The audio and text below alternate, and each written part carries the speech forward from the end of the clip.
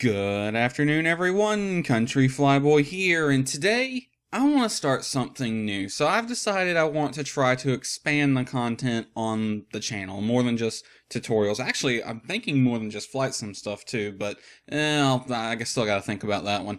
So one of the things so about, what was it? A few months ago, I did a little rant video on the FS Labs thing with the A320. Well, that video must have gotten shared somewhere because it got way more. Let's just say my analytics say that video was very successful. It must have really got. I ruffled some feathers on that one, which is good. That's what I like to do. I like to piss people off. So I've decided I want to do stuff like that again. You guys might be familiar with the Jimquisition if you're gamers. Maybe not, but that's sort of what I think the flight sim community really needs. It needs a sort of person like Jim fucking Sterlingson to actually dig into the deep bullshit and talk about that stuff. I am not that person. I don't have the same flamboyant personality that Jim Sterling has, so yeah, I'm not going to dress up like a queen in makeup and run around saying certain games are for hardcore players. That was funny though. I can't do that. I don't have the same personality to do that. So I'm probably going to do something more like what SidAlpha does, where he just talks about a recent development in the gaming industry, his opinion on it, and doesn't really do much. He sits there, talks to the microphone, and has gameplay going in the background. Compelling's the wrong word, but great videos either way, and SidAlpha has really gotten popular lately, specifically with the Alex Mauer thing, which is still going on. So I think that's what I'm gonna do. I'm gonna rip off SidAlpha with a touch of Jim fucking Sterlingson in there. So yeah,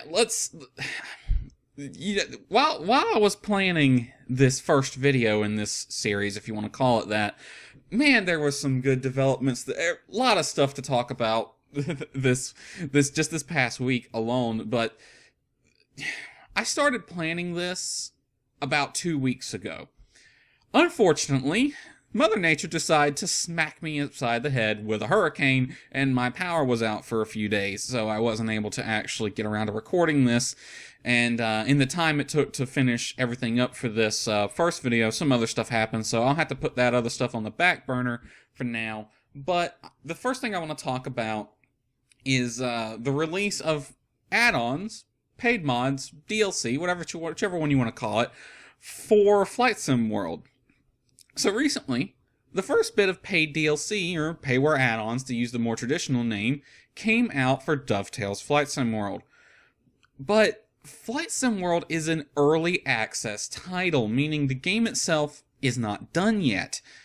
But there is already paid DLC for it. Now, I don't know how many of my subscribers actually follow the stuff I do outside of YouTube, but in the articles I've written for FS Elite and comments I have made on public forums, it should come as no surprise that I actually like Flight Sim World, and I actually think it will surpass FSX to become the next big flight sim at some point in the future, which is a big deal. So passing FSX is the real marker to becoming the quote-unquote #1 flight sim, if that title really means anything. I don't think it does, but whatever. See, FSX is still going strong, even after a decade of being out, and even with all the problems it still has, it continues to sell an average of around 10,000 copies a month on Steam, and continues to have the highest player count, highest recent player count, highest average time played in 2 weeks of all flight sims out there. These numbers do come from SteamDB, which I do have to admit cannot account for all the players of every single sim out there, but it does give us the most dependable data out there, and even when you assume the non-Steam versions for the other simulators, unless their numbers are 3 times better than their Steam versions, which I highly doubt, they're still not even in the same neighborhood as FSX. And if you acknowledge the non-Steam versions of other sims, you also have to acknowledge the non-Steam version of FSX, which just makes the whole thing moot. So that's the real thing. SteamDB gives us the most dependable numbers, but, to put things in perspective, on SteamDB, The last 2 weeks, FSX had 83.4 thousand players, whereas X-Plane 11 had 10.5 thousand. Now, there's no data available on P3D, but if the numbers for X-Plane are anything to go by, I doubt it's doing much better. However, what I want to talk about is something else. There's been some recent drama going on in the gaming world surrounding paid mods and the publisher/developer Bethesda. To summarize, a lot of people do not like the very idea of paid mods in video games at all. Well, that's not really fair. Some people like the idea. I myself am kind of mixed on the idea, but I'm leaning negative on it because we all know that the game industry can't be trusted to handle anything properly. Bethesda has really screwed up the implementation of this thing. They've dropped more than the ball here. You can watch a video from Jimquisition, link in the description, and before anyone gets pissed off of me saying fucking, that is actually a proper way to refer to him, one of many proper ways to refer to him. He even likes it. So, Jimquisition.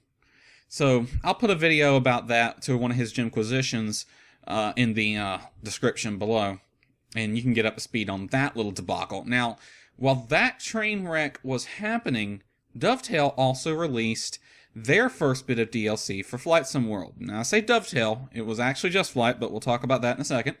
The DLC was a Piper PA-28 Aero. Its MSRP, $34.99 when bought on Steam, and $41.99 when purchased from Just Flight.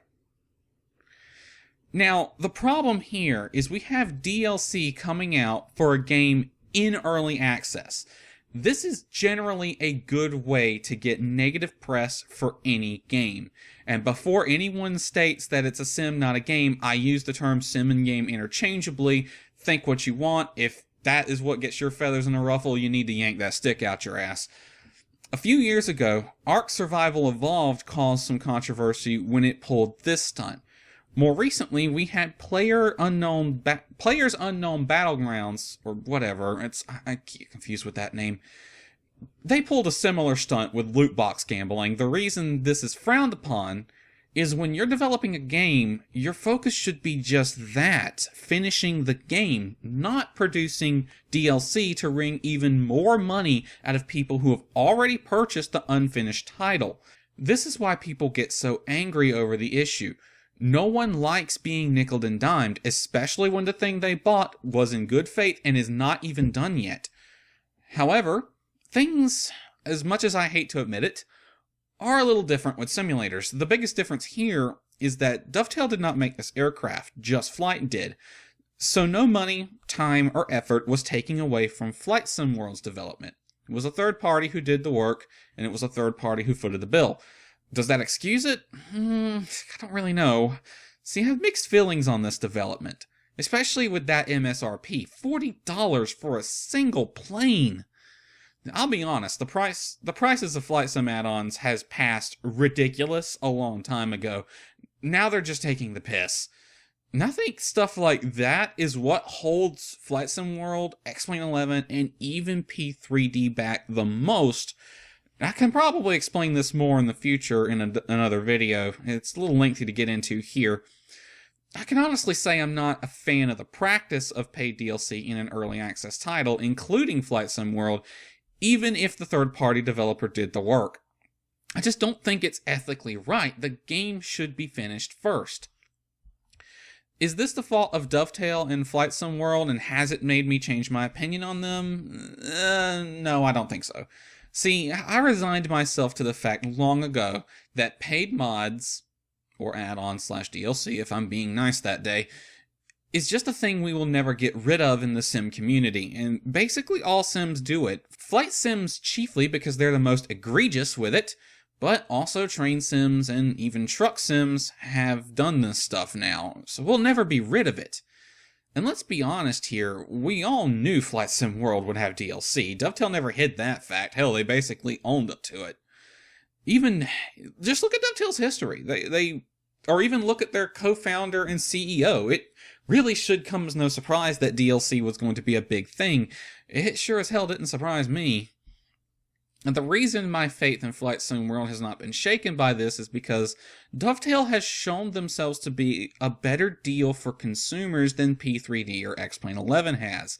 Though X-Plane is changing in that regard, so they're the one to watch, but they are playing catch-up compared to Dovetail. What I mean by this is demonstrated in the MSRP of the add-on in question here. The version available on Steam from Dovetail is cheaper than the one from Just Flight. When you throw in Steam's much easier install process, lack of DRM, regular sales, and most importantly, their refund policy, a thing which Just Flight does not have, why exactly would I or anyone else buy it from Just Flight? Their store is harder to work with than Steam's. The employees are worse to deal with. It takes longer. The price is higher. There's no refund guarantee. There's no question. Dovetail's the better option here.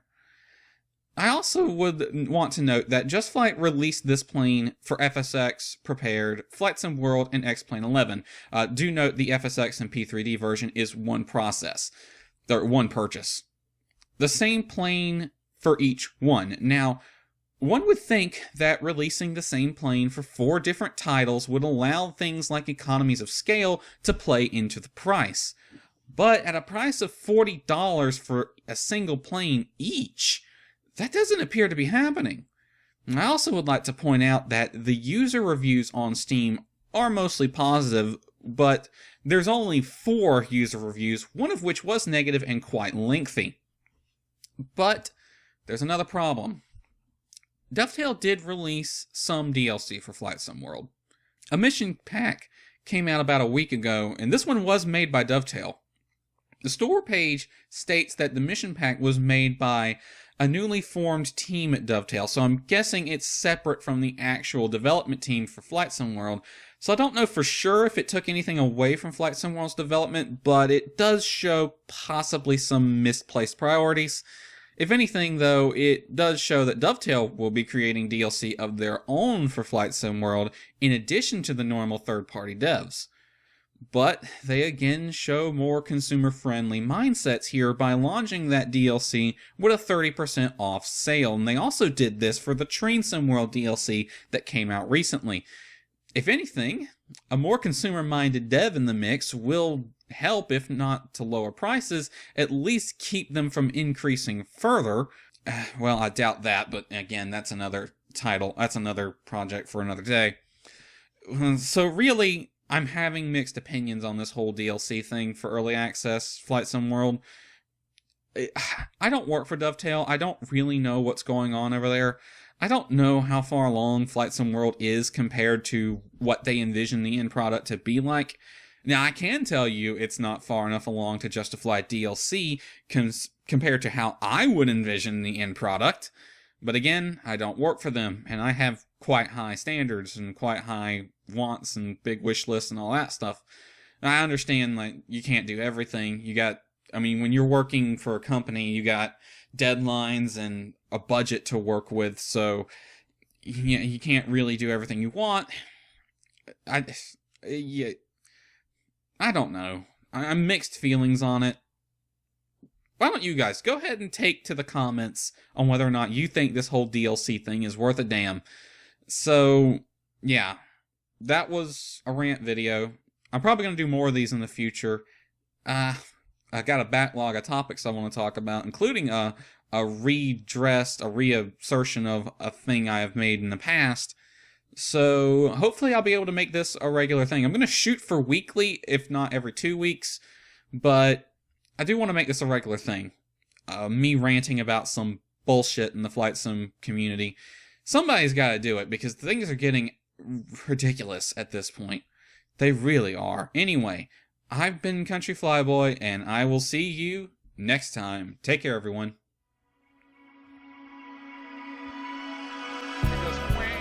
Holy wow, that's a crosswind. Holy cow.